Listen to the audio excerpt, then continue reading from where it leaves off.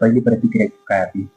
मी प्रभाग 4च्या सर्व मतदार बंधू आणि भगिनींचे सर्वप्रथम आभार मानेन.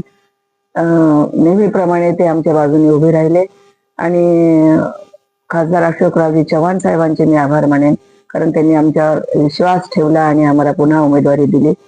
मी दोघांचेही आभार मानते. तुमच्या प्रभागातल्या तुम्हाला कुठल्या अशा मुख्य समस्या आहेत ज्या आता तुम्ही प्राथमिकता त्याला द्याल, त्या सोडवण्यासाठी पहिल्यांदा प्रयत्न करा? मुख्य रस्ते तर आम्ही प्रभागातले सगळे घेतलेले आहेत. आता जे काही अंतर्गत रस्ते आहेत म्हणजे कॉलनी, मेन रोड पासून कॉलनी पर्यंत जाणारे ते रस्ते आणि नाल्या अंतर्गत त्या घेण्याचा आमचा सगळ्यात पहिला मानस आहे. आणि प्रभाग स्वच्छ आणि सुंदर करण्यावरती आमचा भर असेल. किंवा आताच आपले लाडके मुख्यमंत्री देवेंद्रजी फडणवीस यांनी असं सांगितलेलं आहे की नांदेड शहर आपण इंदोरच्या धर्तीवर करू. खासदार अशोकराव चव्हाण साहेबांनी सांगितलेलं आहे की नांदेड शहराला आपण इंदोर शहरासारखं करूयात.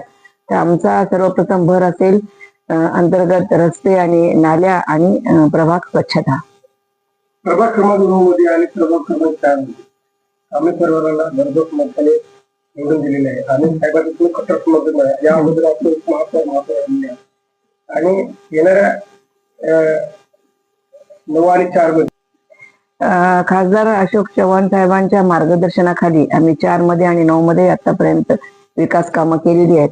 आणि शहराला सगळ्या माहिती आहे की विकास म्हणजेच खासदार अशोकराव चव्हाण साहेब. आणि त्यांनी आपल्या नांदेड शहराचं पालकत्व त्यांनी स्वीकारलेलं हे आपल्याला माहितीच आहे. ओनरशिप घेणारा लीडर सगळ्या जनतेला पाहिजे होता, म्हणून 4 आणि 9 मधून त्यांनी दिलेल्या उमेदवाराला म्हणजे किशोर स्वामी आणि मी स्वतः शैलजा स्वामी यांना मतदारांनी भरघोस प्रतिसाद देऊन निवडून आणलेला आहे. जनतेचे आभार आहेत, कारण जनता पाठीशी असल्याशिवाय हे काम झालंच नसतं. आता मतपेट्यातून जनतेने दाखवून दिलेलं आहे की जनता आमच्या दोघांच्याही पाठीशी आहे.